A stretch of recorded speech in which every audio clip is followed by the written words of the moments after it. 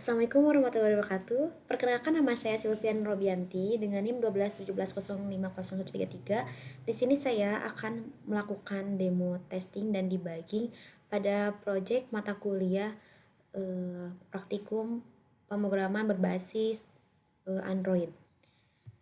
Baik, di sini saya akan langsung saja mendemokan proses testing dan debugging terlebih dahulu. Di sini proyek yang sudah disediakan di modul sudah saya clone ke repository yang ada di PC saya. Nah, ini adalah proyeknya. Mari kita coba buka saja proyek tersebut di IDE atau Android Studio.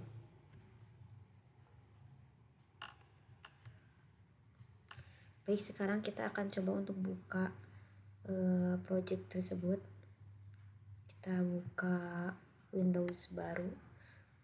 Ini karena sudah saya settingnya, jadi kita coba untuk melakukan pengetesan dari nol gitu. Oke, ini adalah aplikasinya atau projectnya. Kita akan menunggu proses Gradle-nya terlebih dahulu.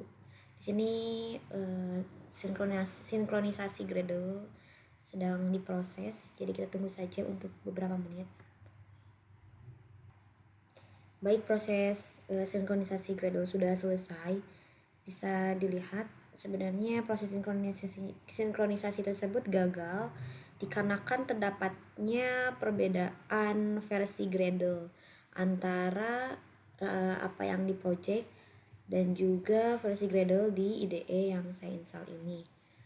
Oke, sekarang cara untuk melakukan atau mengsettingnya adalah sekarang kita akan coba untuk mengatur versi JDK-nya terlebih dahulu. Sekarang masuk ke setting. Terus sekarang kita cari Gradle version Gradle. Sebentar, bukan ini.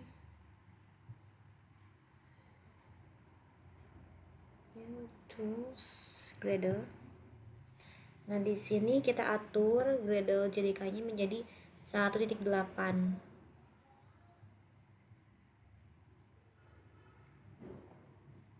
Oke. Sekarang IDE akan melakukan proses scanning file.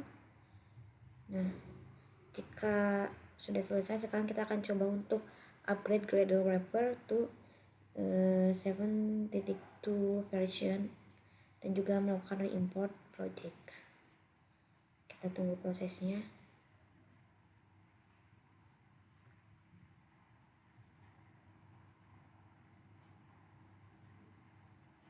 Mungkin akan sedikit lama ya, makanya mungkin nanti pada proses demo ini saya akan beberapa kali melakukan pause atau penjedaan. Nah, bisa dilihat di sini masih gagal ya, karena invalid content was found starting with elements. Sebentar, tadi sempat ada error.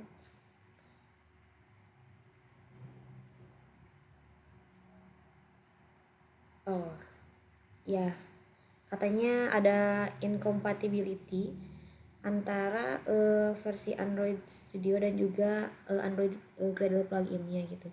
Nah, ini jika ada ketidakcocokan seperti ini pasti tidak akan berhasil ya proses build-nya. Nah, sekarang kita akan melakukan setting untuk mensinkronisasikan antara versi dari Android Studio dan juga Android Gradle plugin-nya. Sekarang coba kita buka pada file, terus ada project struktur. Nah, di sini kita sesuaikan aja. Untuk versi Android Gradle plugin versionnya kita pilih ke versi yang lebih tinggi. Nah, untuk ini kita pilih versi yang 741. Oke. Dan Gradle versionnya kayaknya 72 juga udah cukup. Apply.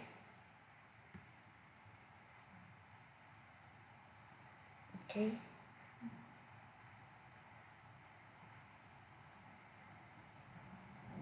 tunggu dulu prosesnya. Ini akan melakukan konfigurasi ulang, dan juga nantinya ada beberapa package atau modul yang perlu di-download.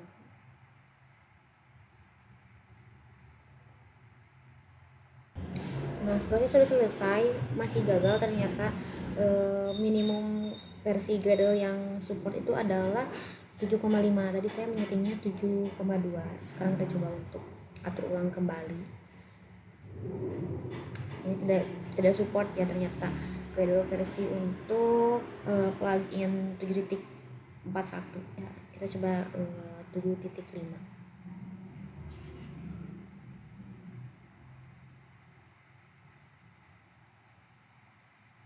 Kita tunggu lagi prosesnya, mungkin akan membutuhkan waktu beberapa menit tergantung dari koneksi internetnya masing-masing.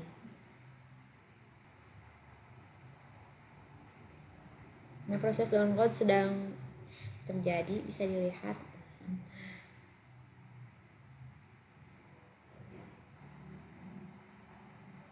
Bisa dilihat proses build sudah sukses. Nah, oke. Untuk selanjutnya kita akan mencoba untuk mengecek. Oh ya, sebentar, ini ada beberapa lagi, masih ada error ya, merah-merah di sini. Sekarang kita coba untuk upgrade pluginnya. Ternyata untuk plugin 7.41 tadi itu masih belum support. Nah, disarankan untuk upgrade ke 8.1.1.1. Dan sekarang kita coba untuk run saja.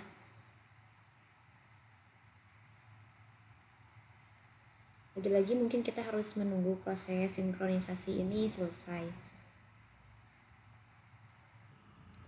Oke, tadi proses migrasi versi Gradle plugin ini sudah selesai. Sekarang jika semua sudah ready, mari kita coba untuk cek aplikasinya seperti apa. Baik, di sini proses mirroring screen saya sudah berhasil. Sekarang kita akan coba untuk menjalankan project di Android Studio tadi ke aplikasi saya, ke handphone saya. Coba kita run dulu.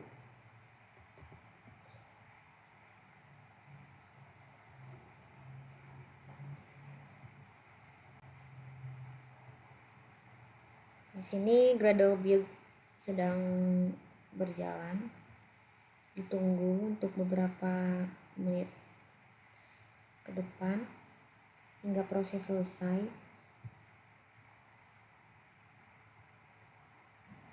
Proses Gradle build sudah selesai. Nah, selanjutnya proses selanjutnya adalah menginstal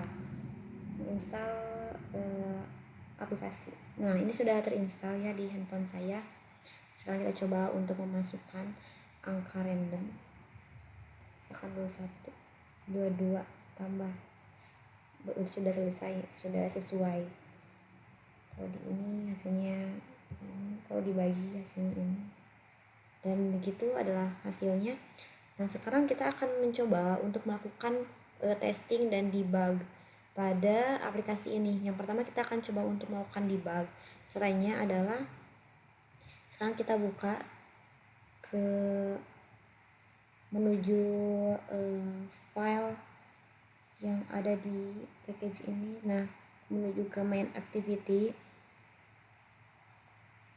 Nah, yang akan di debug itu ada pada baris ini. Nah, cara untuk melakukan proses debug adalah kita tinggal klik icon bug ini. Nah, setelah itu tunggu prosesnya. Nah, langsung akan muncul tampilan baru di layar handphone saya. Ini tuh adalah memunculkan aplikasi versi debugnya. Nah, sekarang untuk melakukan proses debug kita harus melakukan atau mengselect breakpoint. Nah, breakpoint itu digunakan untuk memberikan tanda, istilahnya itu memberikan tanda pada metode atau baris program atau variabel untuk dilihat si value-nya.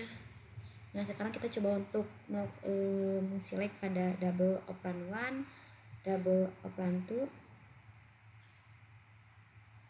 dan juga pada result. Nah, yang ini coba ini kan terusnya. Oke. Coba salah bukan ini, sorry, tapi di sini. Nah, sekarang kita coba untuk jalankan dengan mengklik ini.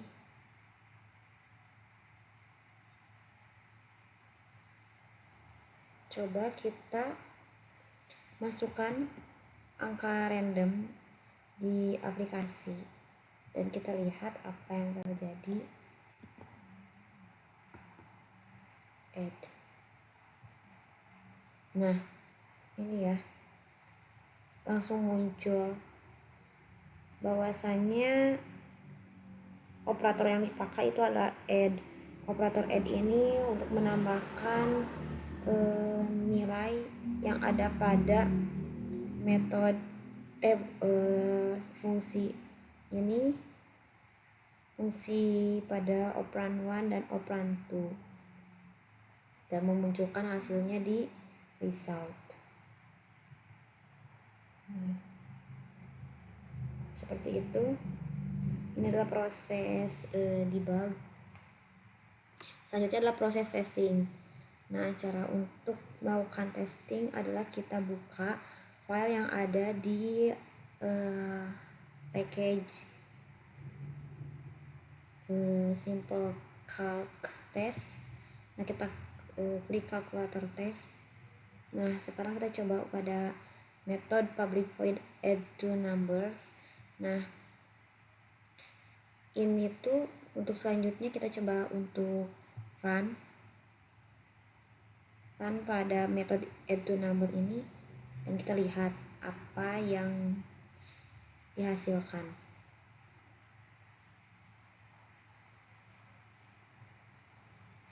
Nah, proses testing ini itu digunakan untuk mengecek apakah hasil inputan dan proses dari hasil inputan itu sesuai dengan apa yang kita ekspektasikan gitu. Nah, di sini kan pada metode add two number ini digunakan untuk melakukan proses penambahan value.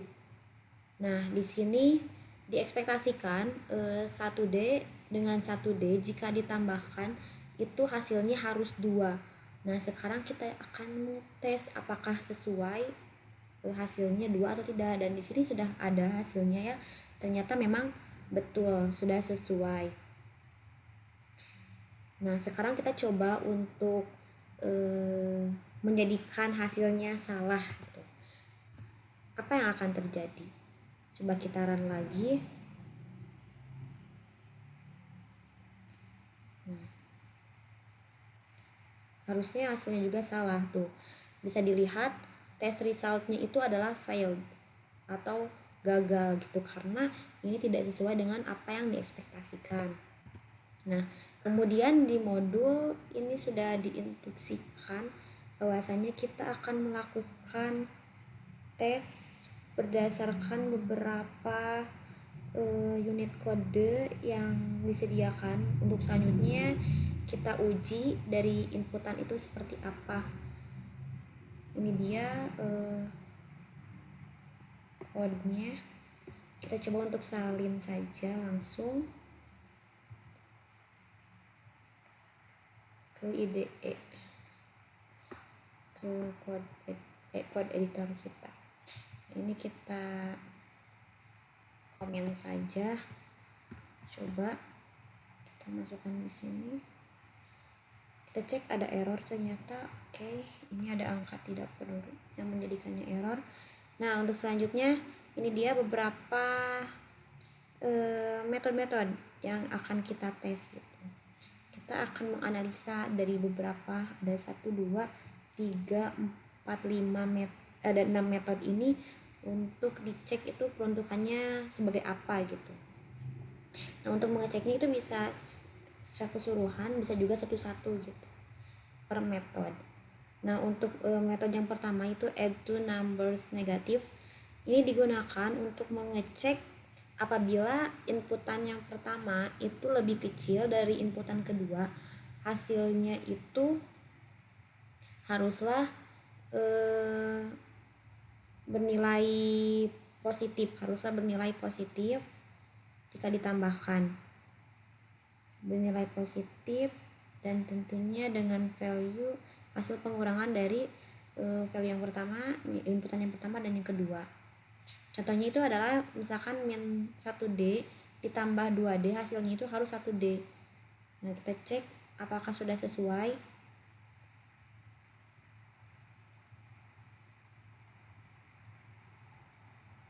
Nah, sudah sesuai. Nah, selanjutnya adalah method sub two numbers. Nah, ini tuh peruntukannya adalah jika dua inputan memiliki value yang sama, maka jika kedua value tersebut dikurangi, hasilnya harus 0. Contohnya adalah 1D dikurangi 1D itu hasilnya 0D. Sekarang kita cek apakah sudah sesuai. Nah, ternyata sesuai.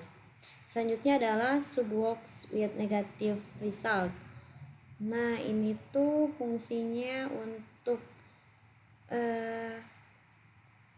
pengurangan dengan value atau inputan kedua itu lebih besar. Ini kebalikan dari tes yang pertama, dimana nilai inputan kedua itu lebih besar dari inputan ke satu. Nah, jika proses pengurangan ini terjadi pada proses pengurangan yang mana jika inputan yang pertama itu lebih kecil daripada inputan kedua, maka hasilnya itu adalah harus negatif. Nah, contohnya itu jika misalkan 1D dikurangi 17D, maka hasilnya adalah tentu saja negatif 16D. Sekarang kita cek hasilnya seperti apa.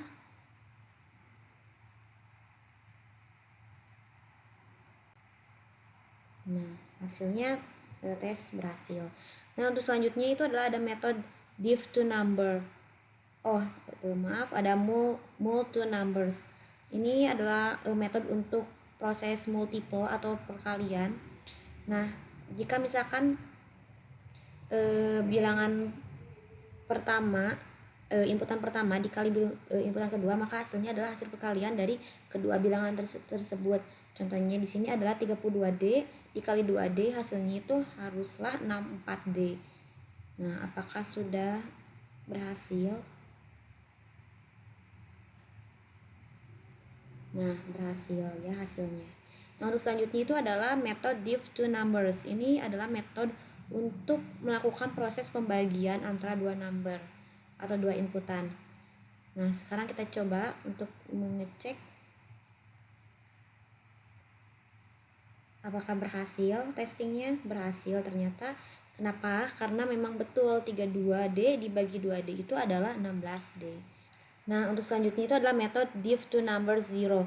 Ini untuk melakukan proses apabila inputan pertama dibagi 0, itu hasilnya tidak adalah bilangan yang tidak didefinisikan, tidak terdefinisi.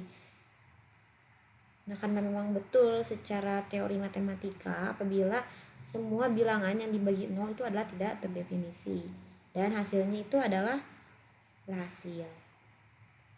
Oke, mungkin itu dia proses testing dan debugging yang sudah saya demokan, sudah saya laksanakan. Mungkin cukup sekian, terima kasih. Mohon maaf apabila ada kesalahan.